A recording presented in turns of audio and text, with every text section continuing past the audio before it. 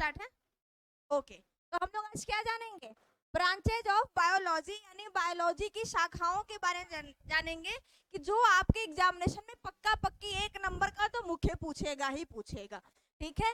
और किस ब्रांच के अंतर्गत क्या स्टडी, लॉजी का मतलब ही क्या होता है। फर्स्ट क्लास, जो लास्ट क्लास में जो लोग आए होंगे, मैंने बताया था कि बायो और लॉजी, बायोस प्लस लोगोस, याद आ रहा है? तो बायो का मतलब मैंने बताया था जीवन का, और लोगोस का मतलब अध्ययन, स्टडी ऑफ, ठीक है। यानी जीवन का अध्ययन क्या कहलाता है? बायोलॉजी, ठीक है। तो ये जो आप लॉजी देख रहे हैं ना, इसका मतलब होता है स्टडी, स्टडी का मतलब अध्ययन। तो ये सब में कॉमन रहेगा। ये जो लॉजी आप देख रहे हैं, ये सारे सेक्शन जो भी मैं बताऊंगी उन सब में क्या रहेगा? कॉमन रहेगा, ठीक है। देखिए सब लोग क्या करेंगे, नंबरिंग देते हुए चलेंगे, first number, second number, third number, fourth number, इस तरीके से। पहला जो आता है वो आपका आता है साइटोलॉजी। वेरी गुड, बहुत अच्छा। स्टडी ऑफ सेल्स, कोशिका का अध्ययन। अब पूछेगा मैम कोशिका क्या होती है, अभी मैं बताऊंगी, ठीक है। कोशिका का अध्ययन, सेल का मतलब बैटरी मत समझ लीजिएगा। सेल 2-3 प्रकार के होते हैं। एगो सेल ये होता है, ठीक है, एगो सेल ये होता है, एगो सेल ये होता है, और एगो सेल ये होता है।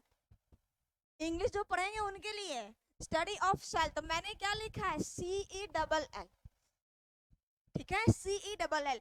इस सेल का मतलब, इस सेल का मतलब कुछ नहीं, इस सेल का मतलब व्हील और सेल, आप लोग इंग्लिश में पढ़ते होंगे, ठीक है। एक सेल का मतलब होता है बेचना, हाँ हाँ, बैटरी है। एक सेल का मतलब क्या होता है? सेल, सेल का मतलब क्या होता है? बैटरी। देखें ये होता है क्लोज टेस्ट, क्या होता है ये? Cloze test. तो आपको इतना ज्यादा नहीं ध्यान देना है, ये इंग्लिश का क्लास नहीं है, ठीक है। मैं क्लोज टेस्ट आपको नहीं पढ़ाऊंगी, मैंने डिफरेंस बताया आपको कि एग्जामिनेशन में क्या पूछेगा।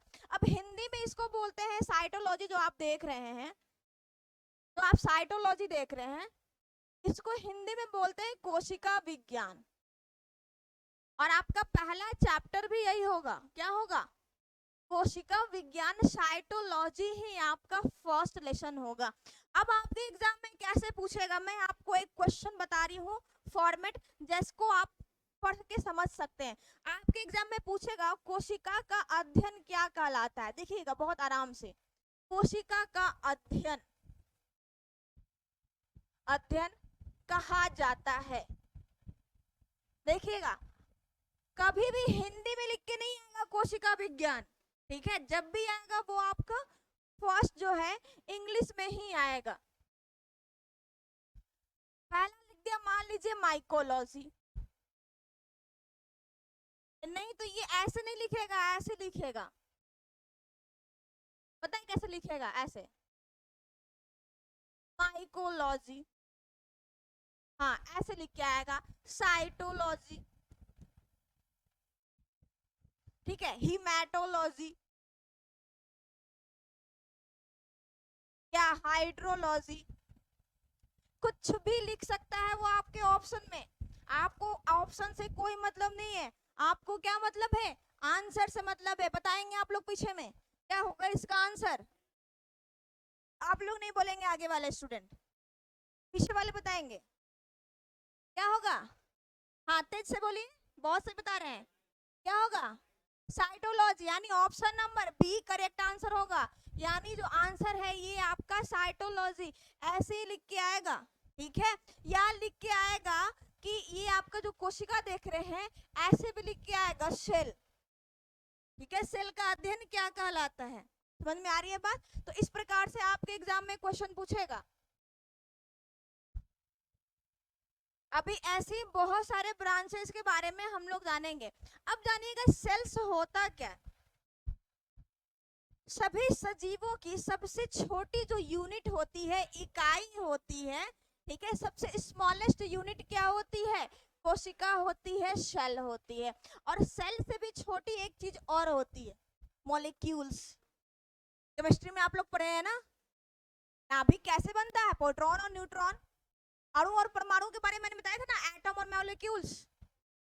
केमिस्ट्री मैंने बताया था, जो लोग हाँ केमिस्ट्री पढ़ रहे होंगे स्टार्टिंग वाले चैप्टर में, हाँ तो मॉलिक्यूल्स, पहले परमाणु और अणु के बारे में बताया था हमने आपको, ठीक है। तो एटम और उससे भी छोटा क्या होता है, मॉलिक्यूल्स। तो मॉलिक्यूल्स सबसे छोटा होता है, लेकिन वो हम लोग केमिस्ट्री में चले जाएंगे, लेकिन ये हम लोग क्या है बायोलॉजी में। तो ये क्या होती है, सभी सजीवों की क्या होती है, सबसे स्मॉलेस्ट यूनिट होती है, ठीक है, सबसे छोटी इकाई। कार्यात्मक, संरचनात्मक, वंशानुगत इकाई क्या होती है, कोशिका होती है, सेल्स होती है, ठीक है। अब बहुत सारा सेल्स मिलके क्या बनाता है, टिश्यू बनाता है। टिश्यू बोले तो ऊतक, ठीक है। और अगला जो आएगा सेकंड नंबर में, यही आएगा आपका, क्या आएगा, हिस्टोलॉजी। वेरी गुड, हिस्टोलॉजी, ठीक है। स्टडी ऑफ टिश्यू, ठीक है। ऊतक का अध्ययन, लिखिएगा इसको, ऊतक का अध्ययन। अब ऊतक किसे बोलते हैं, a group of cells is called tissue, ठीक है। A group of cells is called tissue. ये सब एग्जाम में पूछे जाते हैं, ठीक है। फटाफट से सभी लोग नोट करते हुए चलेंगे। ओके, हो गया।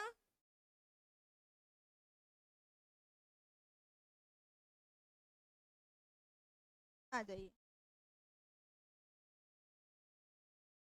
जब क्लास लग गया है और बोल दिया गया कि मैं आ रही हूँ, तो इसका मतलब मैं आ, चाहे आंधी आए, तूफान आए, बारिश आए, पत्थर पड़े, मैं आऊंगी। और नहीं आना रहेगा तो आपको प्री इन्फॉर्मेशन मिल जाएगा कि हाँ आज मेरा क्लास नहीं, ठीक है। हो गया, नेक्स्ट चले हम लोग। नेक्स्ट देखिएगा,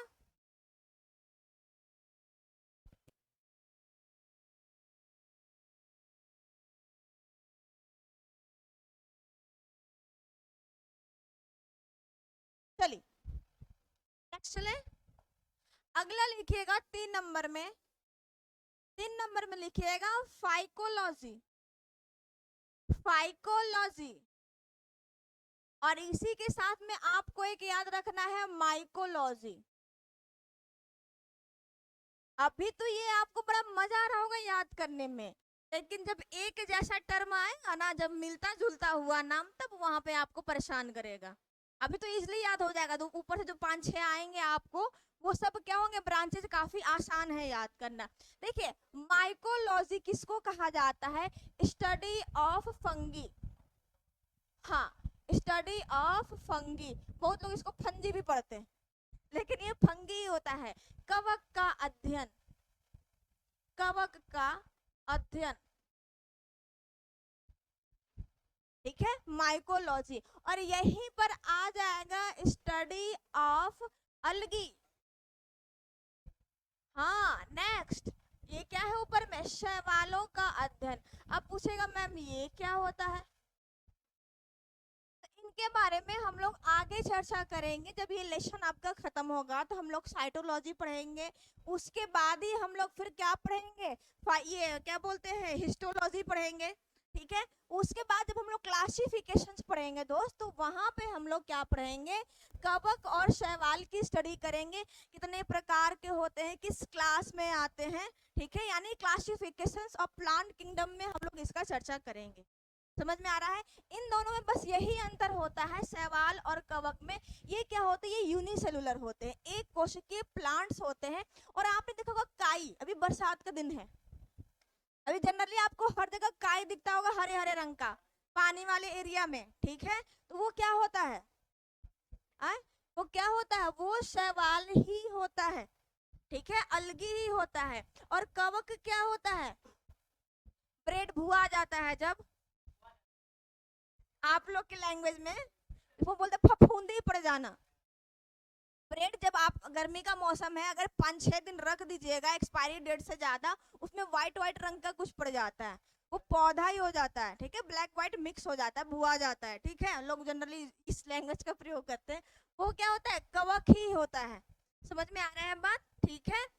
चलेंगे आगे, देखिएगा। तो ये हो गया आपका फाइकोलॉजी और माइकोलॉजी, यानी शैवालों का अध्ययन और कवक का।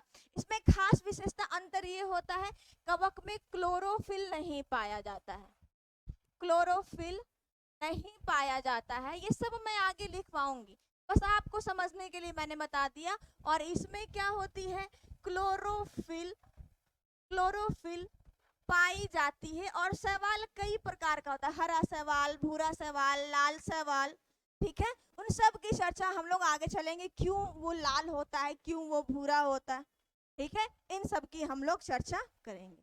ओके, चलिएगा नेक्स्ट लिखिएगा, अगला टेक्सोनॉमी।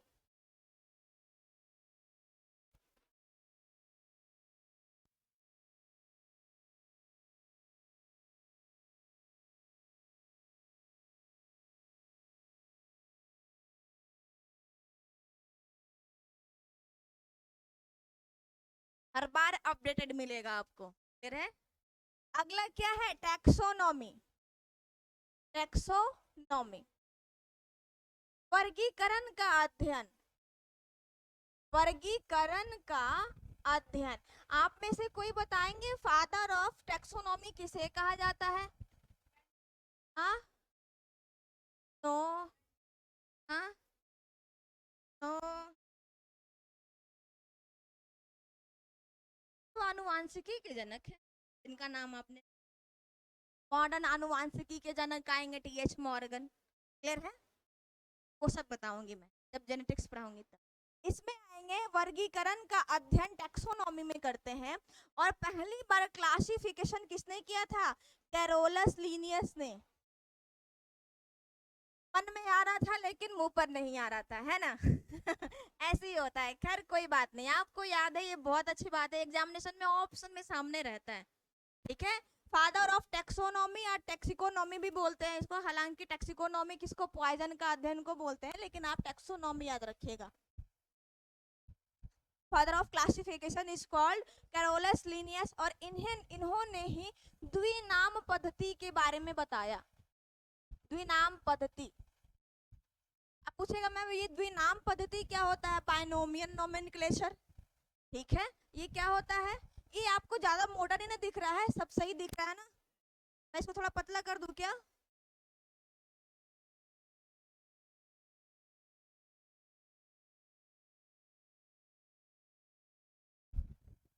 देखिए तो आपको दिख रहा है।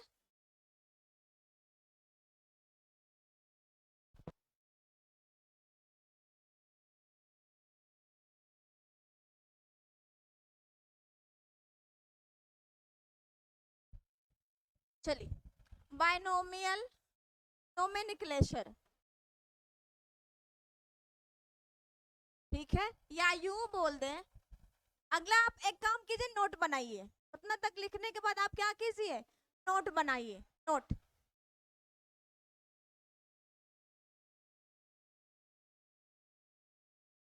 नोट बनाइए सभी लोग। नोट नंबर फर्स्ट, ठीक है, लिखिएगा। Father of, father of taxonomy, taxonomy यानी वर्गीकरण का जनक, वर्गीकरण का जनक कैरोलस लिनियस को, कैरोलस लिनियस को कहा जाता है। ये सब आपको क्या है, मुहा मुही याद होना चाहिए। ये नहीं कि अभी पढ़ रहे हैं तो घर जाके याद करेंगे, ठीक है। ये आपको अभी का अभी याद होना चाहिए। मैं डेली पूछूंगी, मैं आप लोग को तो फर्स्ट क्लास में ये बोलना ही भूल गई। मेरे क्लास का एक रूल्स है और वो आप सबको फॉलो करना है, चाहे रोके चाहे हंस के, ठीक है। आज मैं जो पढ़ाऊंगी वो नेक्स्ट क्लास में मैं पूछूंगी, ठीक है। लास्ट क्लास में तो क्या हुआ था, केवल आपका इंट्रोडक्शन हुआ था, ठीक है। और क्या होता है, इंडेक्स हुआ था, सिलेबस हुआ था। और ये जो मैं आज आपको लिखा रही हूँ वो नेक्स्ट क्लास जब भी आपकी लगेगी तो मैं उसमें पूछूंगी, बारी बारी से इंडिविजुअली सबसे पूछूंगी। और जो नहीं बनाएगा उसको मुर्गा बनाया जाएगा, ठीक है। गर्ल्स हो चाहे बॉयज हो। तो सावन में मुर्गा नहीं बनाऊंगी मैं। मुर्गा खाना बना है, छूना थोड़ी बना है क्या। हालांकि मना कुछ भी नहीं है, भोलेनाथ सब ग्रहण कर ले, प्रेम से कुछ भी दीजिए। ये आपने देखा। अब यहाँ से क्वेश्चन आपको और पूछेगा, ठीक है। Father of binomial, binomial nomenclature. Binomial nomenclature Hindi में लिख लीजिएगा आप बगल में, ठीक है। द्विनाम पद्धति का जनक, द्विनाम पद्धति का जनक किन्हें कहा जाता है? कैरोलस लिनियस को ही कहा जाता है। अब बोलिएगा मैम ये क्या होता है, ठीक है, आप बोलिएगा मैम ये क्या होता है। तो इन्होंने जाति और वंश के आधार पर, इन्होंने जाति और वंश के आधार पर जेनस और स्पेसीज, जेनस एवं स्पेसीज के आधार पर इन्होंने सभी सजीवों को दो नाम दिया। जैसे मनुष्य का जो नाम है वैज्ञानिक नाम होमो सैपियंस है। क्या नाम है मनुष्य का वैज्ञानिक नाम? होमो सैपियंस, यही है ना, ठीक है। तो यही जो द्वि नाम, एक नाम ये और एक नाम एक किन्होंने दिया? इन्होंने ही दिया, ठीक है। ये क्या है? जाति है और ये क्या है? वंश है। समझ में आ रहा है? जैसे मटर का पायसम स्टेवम, मैंगो का मैग्नीफेरा इंडिका, याद आ रहा है? समझ में आ रहा है बात ना? पैंथोरा टिग्रिस किसका है?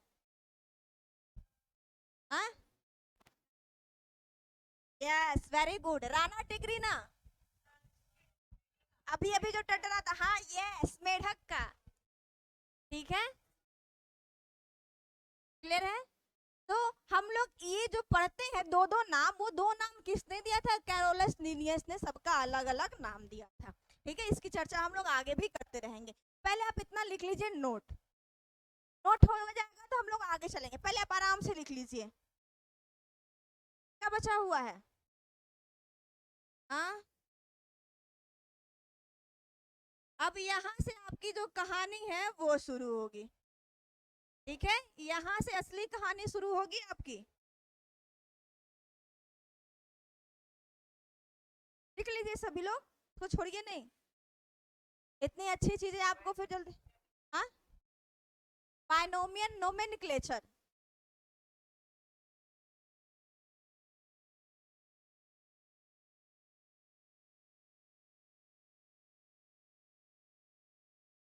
स्पेसीज, स्पेस नहीं, स्पेसीज, SPECIES,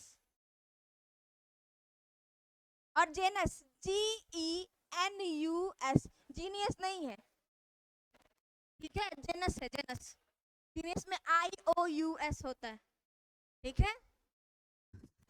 आप अपने क्लोज टेस्ट को स्ट्रॉन्ग करो, ठीक है। अर्थ का अनर्थ कर दोगे आप लोग तो। हो गया, आगे बढ़े, ओके नेक्स्ट। अब आ रहा है क्या? एक जैसा मिलता जुलता, छूट गया क्या? अब आएगा आपका एक जैसा मिलता हुआ शब्द। ये तो क्या था, सब अलग अलग था, तो आपने क्या किया? बड़े आसानी से इसको याद कर लिया, ठीक है।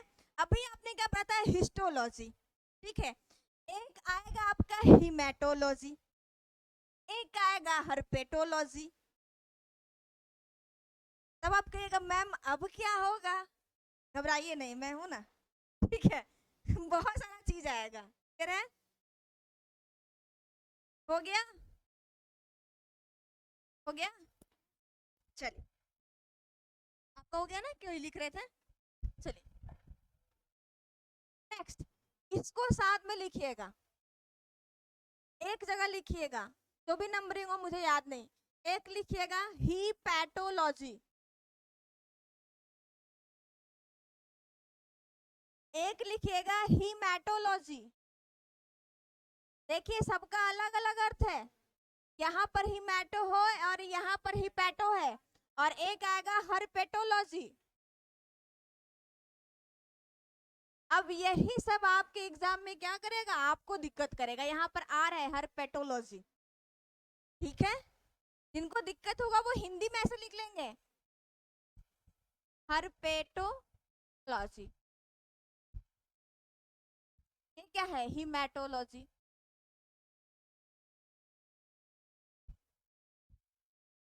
और ये क्या है? हीपैटोलॉजी,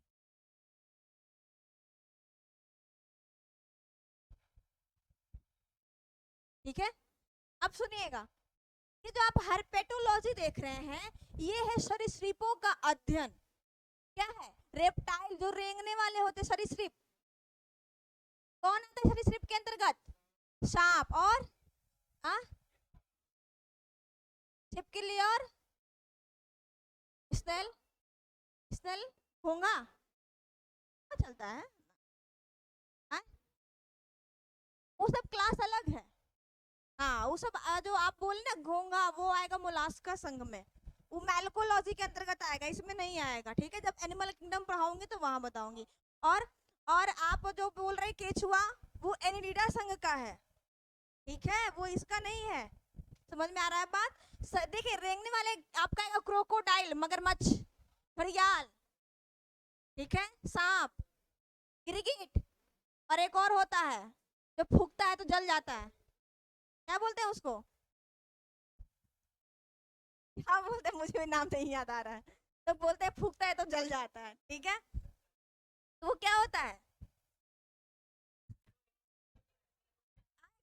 गो गो गो। चलिए कोई बात नहीं। यार कोई बात नहीं, हर पेटोलॉजी में आइए। सरीसृपों का अध्ययन, सरीसृप का अध्ययन, स्टडी ऑफ रेप्टाइल्स।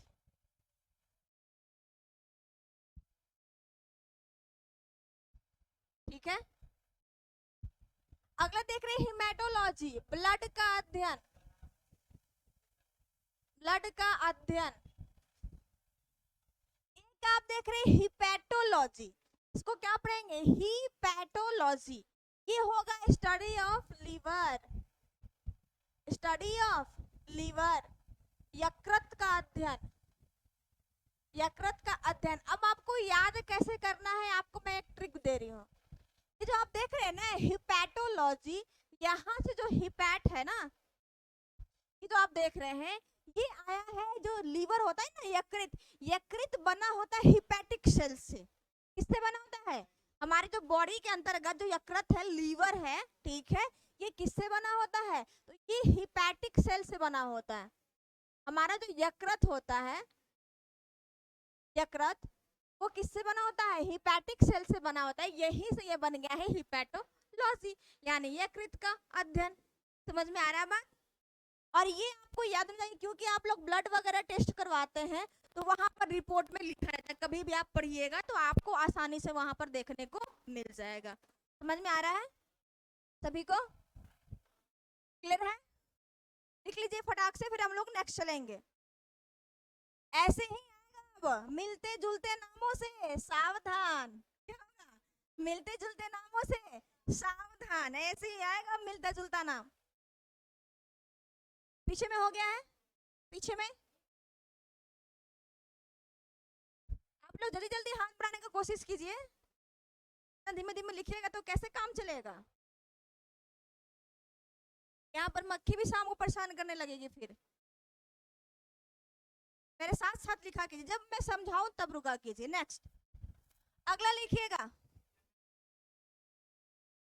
क्या छोटा बोलिए ना, क्या?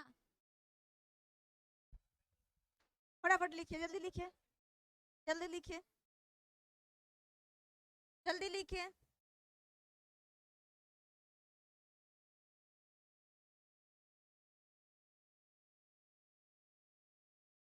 हो गया?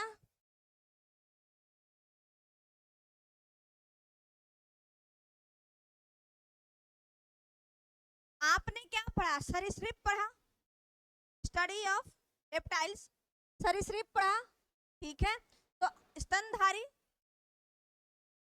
ठीक है, स्तनधारी के बारे में भी आपको पढ़ना होगा। तो स्तनधारियों को हम लोग जिस ब्रांच के अंतर्गत पढ़ते हैं वो में अगला चलेगा। ठीक है, लिखिएगा। मैमल्स, मैमल्स मतलब क्या होता है? स्तनधारी, जो दूध उत्पादित करते, जैसे मनुष्य दूध उत्पादन करता है। और कौन है स्तनधारी में जो दूध देता है? गाय और भैंस और बकरी और ऊंट। और ऊंट का दूध नहीं होता है, फीमेल ऊंट। अजीब बात करते हैं। और शेरनी नहीं, और भेड़, हाँ, और जितने भी जीव हैं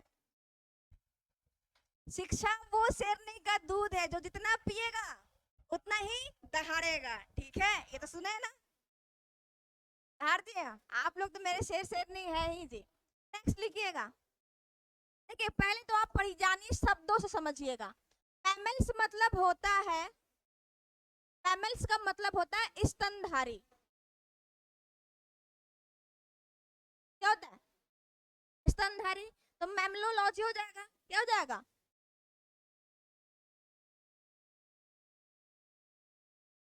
मैमलोलॉजी, study of, study of mammals,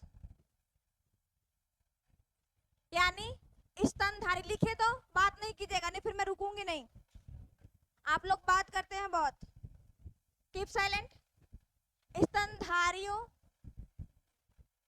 का अध्ययन, क्लास से बाहर कर दूंगी।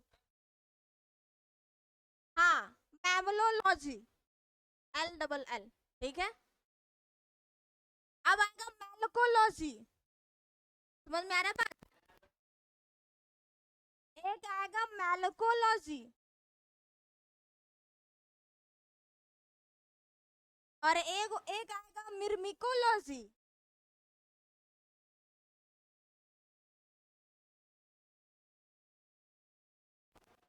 ठीक है, इन तीनों को साथ में लिखिएगा और एक जगह लिखिएगा ताकि आपको याद करने में आसानी रहे। ठीक है, सुनिएगा। अभी हमने बताया कि मोलास्का संघ का जीव कौन कौन सा है? घोंघा, स्नेल जो बोल रहे थे आप, मोलास्का फाइलम अभी चलेगा सारा बायोलॉजी में। ठीक है, एक मोलास्का फाइलम एक क्लास है, उसके अंतर्गत वे जीव आते हैं जिनका जो बॉडी होता है काफी सॉफ्ट होता है और गॉड ने उनकी बॉडी की सेफ्टी के लिए कैल्शियम कार्बोनेट का एक बाहरी आवरण दिया। ठीक है, जैसे आएगा आपका घोंघा, सीपिया और ऑक्टोपस। अब बोलेगा मैम ऑक्टोपस के बाहर तो कैल्शियम कार्बोनेट का कोई आवरण नहीं होता है। यस, लेकिन वो फिर भी इसके अंतर्गत आता है। तो लिखिएगा study of, study of Mollusca. ठीक है, यहाँ पे लिखेंगे मोलास्का संघ का अध्ययन, मोलास्का संघ का अध्ययन। इसके अंतर्गत ऐसे ही लिख लीजिएगा धीरे से नीचे में, फॉर एग्जाम्पल। हाँ, क्या? MOLLUS, मेरा स्पेलिंग नहीं समझ में आ रहा है जी। हमको लिख रहा है मोलास्का, MOLLUSCA, बच्चे जैसा लिखवाइएगा। ठीक है, फॉर एग्जाम्पल लिखिएगा घोंघा, सीपिया या सीप। सीप का मोती सुने ना आप लोग, तो मोती लोग पहनते हैं, सीप के अंदर ही होता है, उसमें एक जीव होता है। ठीक है, अगला लिखिएगा ऑक्टोपस। एग्जाम में पूछता है कि ऑक्टोपस जो है किस संघ का जीव है? मोलास्का, एनिलिडा, प्रोटोजोआ, किसका हो जाएगा? मोलास्का का। ये भी एग्जाम में पूछा हुआ है। ठीक है, और अगला आप देख रहे हैं मर्मिकोलॉजी, ये हो जाएगा स्टडी ऑफ एंट्स, मतलब चींटियों का अध्ययन। ये बहुत बार एग्जाम में पूछा हुआ है, ये मोस्ट इंपॉर्टेंट है, इसको बहुत बार मार्क कर लीजिएगा। ठीक है, इसको बोलते हैं मर्मिकोलॉजी या मिर्मिकोलॉजी। हिंदी में भी आप लिख लीजिए, क्या दिक्कत है पूछिए, कोई दिक्कत है? जल्दी जल्दी लिखिए, अभी बहुत सारा है जो आपके एग्जाम में पूछे जाएंगे। फिर कल्चर भी पढ़ना है आपको। ये तो केवल ब्रांच है जिसमें हम लोग अध्ययन करते हैं, कृषि पालन जो होता है, खेती करना, जैसे हॉर्टिकल्चर, वर्मी कल्चर, सेरीकल्चर, वो सब भी तो पढ़ना है। पीसी कल्चर, एपी कल्चर, ये सब एग्जाम में पूछता है। ठीक है, और ये सब आपको याद होना चाहिए, मैं कल आते ही पूछूंगी क्लास में। चींटियों का अध्ययन ये मोस्ट इंपोर्टेंट है, कई बार पूछा हुआ है। MYR है, मिर्मिकोलॉजी। वही है, मर्मिकोलॉजी माइमेकोलॉजी उसी को बोलते हैं। प्रोनाउंसिएशन आपका थोड़ा सा इधर उधर है, स्पेलिंग ये मिला लीजिए, यही सही होगा। MYR हो गया, हो जाएंगे तो कृपया बोलेंगे, हम लोग आगे चलेंगे। इतना स्पीड आप लोग का बहुत धीमा है, बहुत स्पीड धीमी है आप सभी की। ठीक है, नेक्स्ट, मिलते जुलते नामों से सावधान। अगला आएगा आपका ओलॉजी और ओडोंटोलॉजी। अच्छा, तो ऑर्निथोलॉजी हो गया, हो गया, यही तो सबसे आसान है, पक्षियों का अध्ययन। सबसे आसान तो यही है, पक्षियों का अध्ययन, ऑर्निथोलॉजी। ठीक है, ओडोंटोलॉजी स्टडी ऑफ टीथ, दांतों का अध्ययन। साथ साथ लिखिए आप सभी लोग। और अंडा जैसा दो को ओ दिख रहा है एक जगह, अंडा जैसा दो ठो ओ दिख रहा है, तो अंडा का अध्ययन, स्टडी ऑफ एग्स अंडों का अध्ययन। देखिए बोर्ड थोड़ा जो है ना, वो सर लोग के हाइट के हिसाब से लगाया गया है, और मेरी हाइट सर लोग की हाइट की अपेक्षा थोड़ी सी क्या है, कम है। ठीक है, इसलिए मैं उतनी ऊपर पहुंच नहीं पाती हूँ। क्लियर है?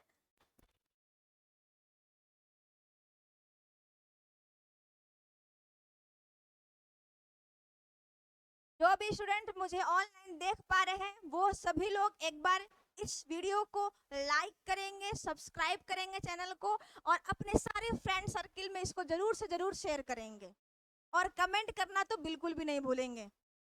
कैसा लग रहा है आपको मेरा क्लास करके?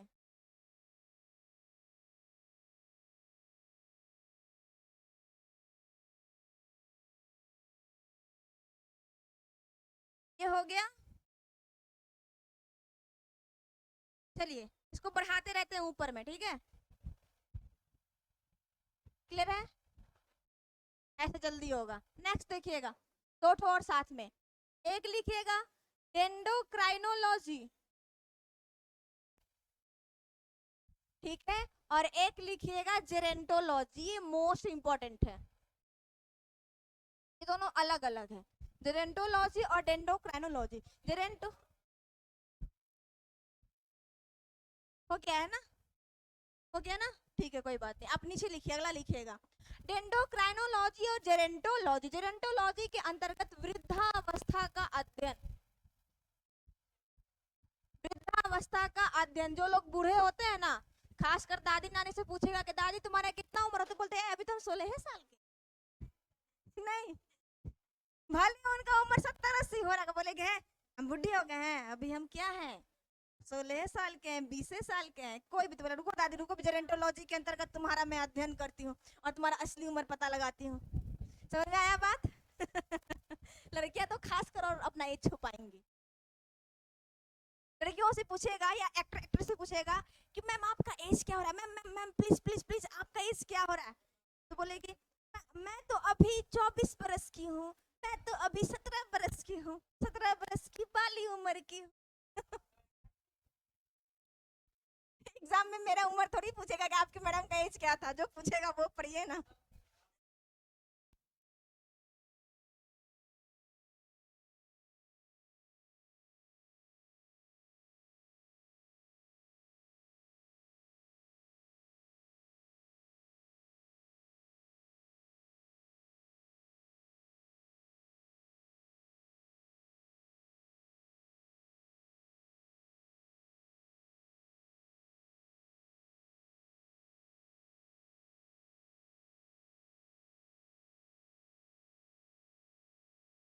हो गया आप सभी का? हाँ, डेंडोक्राइनोलॉजी। अब सुनिएगा, पहले इसको लिखने से पहले डेंडोक्राइनोलॉजी में सुनिएगा। आपने पेड़ों को देखा है, बड़ा बड़ा बरगद का पेड़, पीपड़ का पेड़, ठीक है, तो वो जो पेड़ होते हैं, जब पेड़ों को जब काटिएगा ना, तो उसके अंदर ऐसे रिंग बन के दिखेगा आपको। ठीक है, मान लीजिए सपोज मैंने पेड़ को क्या कर दिया है, काट दिया है, हालांकि पेड़ों को काटना नहीं चाहिए। ठीक है, आप लोगों से भी जितना हो सके पेड़ आप लोग लगाइएगा और उसमें पानी डालिए, ना कि पेड़ लगा के छोड़ दिया पेड़ सूख गया। हाँ, पानी डालिए, उसका सेवा कीजिए। पेड़ लगाने का मतलब उसका देखभाल भी करना। तो आप जो ये देख रहे हैं ना सर्किल, इसमें सुनिएगा, ठीक है, इसको मैंने काट दिया है और पेड़ों के बीच में कुछ सर्किल टाइप का दिखता है।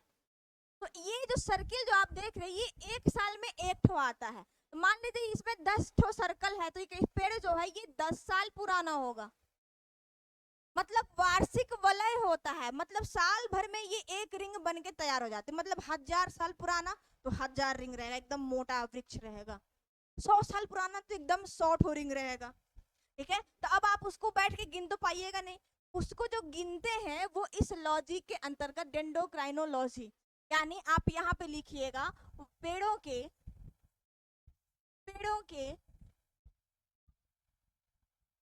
लिखिएगा वार्षिक वलय को गिनकर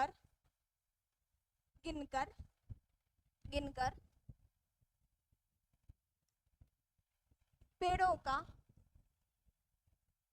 का उम्र पता करना, उम्र का अध्ययन करना किसके अंतर्गत आएगा, डेंड्रोक्राइनोलॉजी। अब आपको ये दिक्कत होगा पढ़ने में क्योंकि टर्म लंबा है, तो आप ऐसे इसको लिख लेंगे।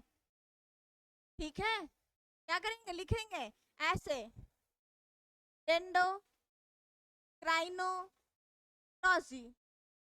ठीक है, और ऐसे ही संधि विच्छेद करके आपको ही पढ़ना है। इसको क्या लिखेंगे, जेरेंटोलॉजी। आपके एग्जाम में ऐसे ही लिख के आएगा हिंदी में, ये मत ध्यान रखिएगा कि हिंदी में आपको पूछेगा तो जब शब्द लिख के आएगा। ठीक है, इंग्लिश टर्म को हिंदी करके पूछेगा। ठीक है,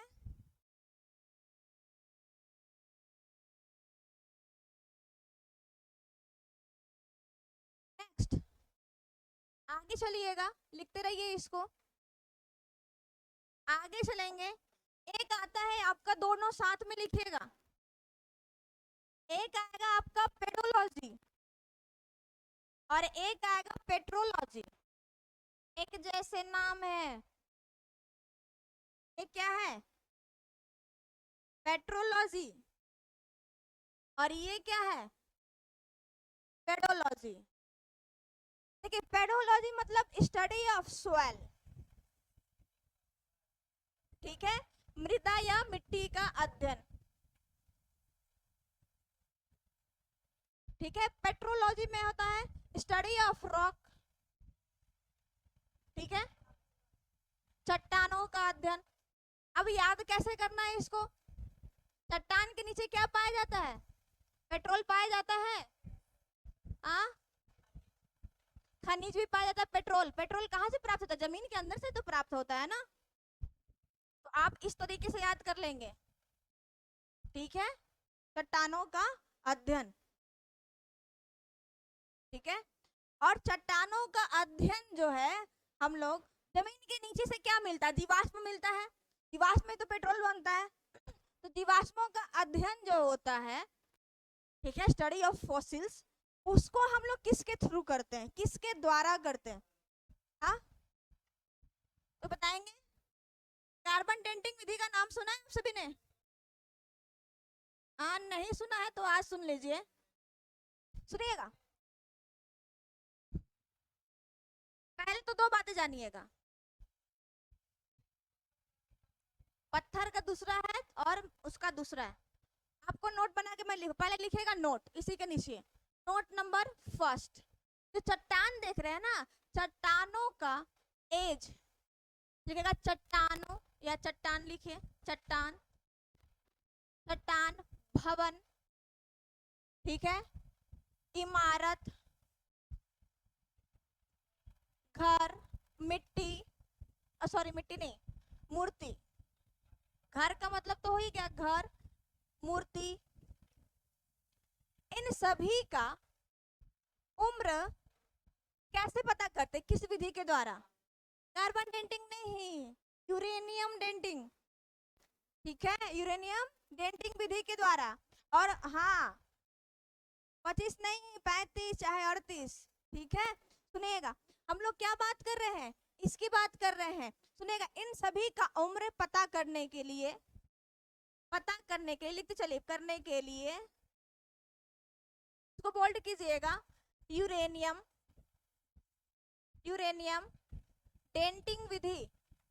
डेंटिंग विधि का प्रयोग करते हैं। यूरेनियम डेंटिंग विधि का प्रयोग किया जाता है।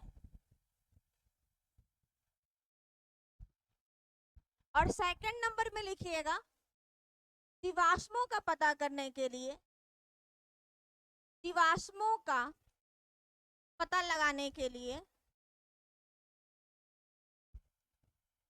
कार्बन 14 यानी कार्बन डेंटिंग विधि,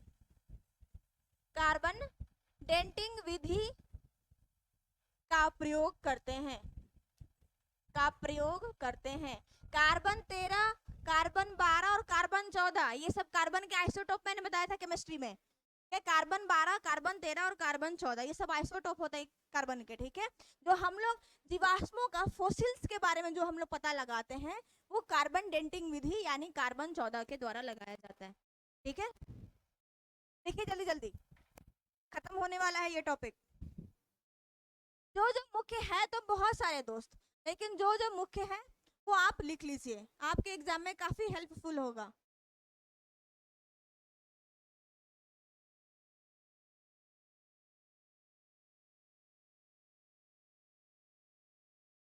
हो गया?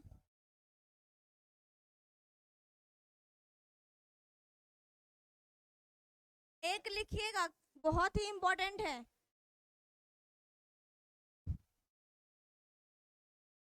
एक और लिखिएगा, सुंदरता का अध्ययन। नहीं जानते हैं? हाँ,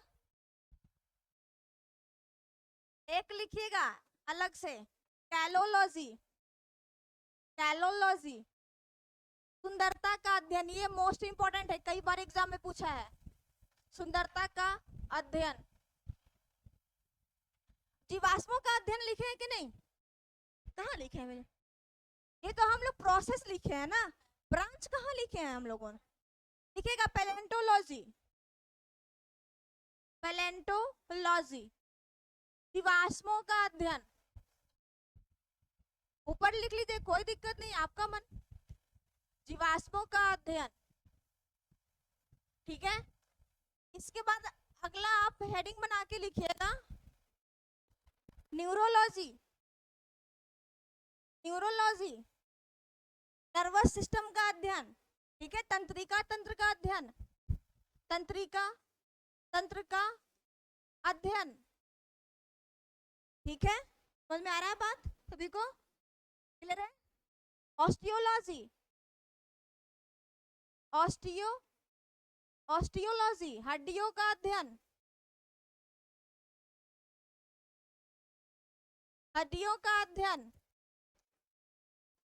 मसल्स का अध्ययन, मायोलॉजी। मैम क्या क्या आप लिखवा रहे हैं, आपको याद करना है। हाँ, सार्कोलॉजी भी होता है और मायोलॉजी भी होता है, ठीक है। न्यूरोलॉजी तंत्रिका तंत्र, स्टडी ऑफ नर्वस सिस्टम, तंत्रिका तंत्र जो आपकी नसें होती है ना, मस्तिष्क होता है, सब तंत्रिका तंत्र के अंतर्गत आता है, सब लोग हम लोग पढ़ेंगे आगे। ऑस्टियोलॉजी लिखा है यहाँ पे, ऑस्टियोलॉजी, OESTEOL, ऑस्टियोलॉजी। सार्कोलॉजी या मायोलॉजी दोनों होता है, ठीक है। मसल्स का अध्ययन,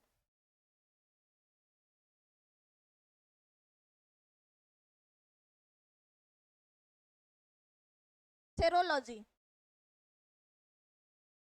लिख लीजिए, serology study of blood serum,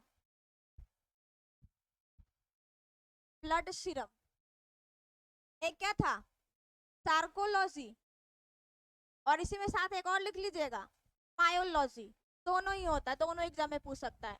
study of muscles, ठीक है, स्टडी ऑफ मसल्स। ऊपर हो गया ना सबका? आगे बढ़ाती रहती हूँ, ठीक है, ठीक है। यहाँ तक हो गया ना सबका? आगे लिखिएगा स्पेशल, आप लिखिएगा कुछ स्पेशल। अब आ जाएगा आप कल्चर में। कल्चर मतलब संस्कृति नहीं, खेती। लिखिएगा हॉर्टिकल्चर। क्या है ये? हाँ बताइए, हाँ तेज बोलिए, क्या है हॉर्टिकल्चर? हॉर्टिकल्चर फलों की खेती करना। नहीं लिखे? हॉर्टिकल्चर फलों की खेती करना या बागवानी करना। खेती करना का मतलब क्या? बागवानी करना, कृषि करना। ठीक है, अगला लिखिएगा वर्मी कल्चर। वर्मी कल्चर ये मोस्ट इंपॉर्टेंट है। वर्मी कल्चर मतलब हाँ कृमि पालन। जो केचुआ जो है ना वो इसी के अंतर्गत आता है, वर्मी कल्चर। ये मोस्ट इंपोर्टेंट है, कई बार एग्जाम में पूछा हुआ है। केचुआ की बोलेगा कि केचुआ पालन क्या कहलाता है, तो वो भी वर्मी कल्चर के अंतर्गत आएगा। जैसे फॉर एग्जांपल लिख लीजिएगा केचुआ, केचुआ पालन। इसी से मिलता जुलता नाम है, मोस्ट इंपोर्टेंट, ये भी पूछा हुआ है, विटी कल्चर। स्पेशल से अंगूर की खेती करना, अंगूर की खेती करना। ठीक है, हाँ एपी कल्चर मेरे नाम से जोड़ के याद रख लीजिएगा। एपी कल्चर मेरे नाम से जोड़ के याद रखिएगा। मधुमक्खी पालन, मधुमक्खी पालन। क्या हो गया आपका? सेरीकल्चर, सेरीकल्चर क्या है? रेशम कीट पालन, रेशम कीट पालन। एक और लिखे, एपीकल्चर हो गया। एक लिखेगा PC culture, PISCI, PC culture, मछली पालन।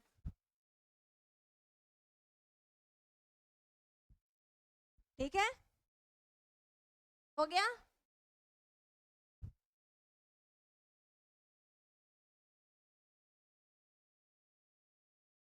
हो गया सभी का?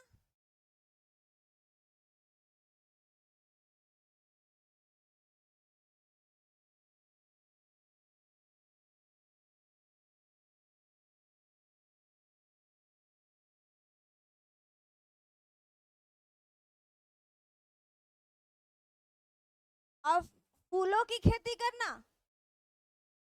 सजावटी जो फूल होते हैं ना, जो फूल का बुके बनता है, गुलदस्ता बनता है। फर्स्ट है फ्लावर और फर्स्ट है फ्लोरिकल्चर, वो भी लिख लीजिए। ठीक है, यहाँ लिख दूं आगे, ऊपर में लिख लेती हूँ। फ्लोरिकल्चर सजावटी फूलों का, सजावटी फूलों की खेती करना।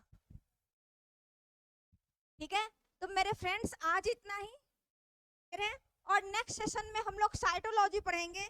तो आई होप आप सभी को काफी अच्छा समझ में आया होगा। और अगर आपको यह वीडियो काफी पसंद आया तो इस वीडियो को लाइक करेंगे, सब्सक्राइब करेंगे चैनल को और शेयर जरूर करेंगे। तब तक के लिए आप सभी को बाय बाय और जय हिंद।